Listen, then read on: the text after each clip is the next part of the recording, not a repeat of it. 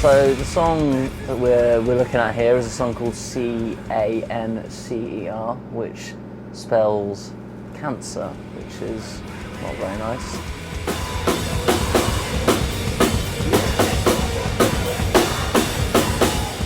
But it's about experience that my brother had with cancer, and so it's kind of an important song, I would say, to myself, and obviously especially Tom, who plays guitar for us.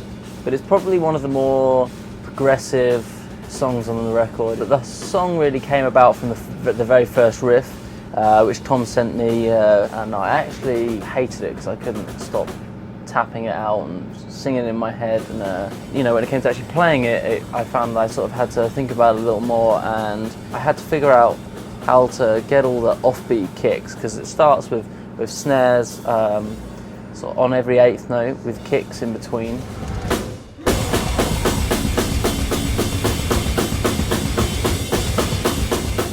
But because of the nature of the rhythm, there's lots of kicks going on the numbers and the ands, and then you've got the foot quite often sort of landing in the e's and the as. So I had to figure it out so that my left foot always played the sort of the offbeats on or the e's and the as, and then my right foot played everything on the numbers and the ands. So that took a little bit getting used to, especially like playing snare with the left foot in between, which is sort of an exercise in itself. And then it goes into more of a groove, and the same pattern remains on the feet, with my left foot sort of doing most of the work and my right foot really just filling in the gaps. There's just before the first chorus, there's like a roll bit.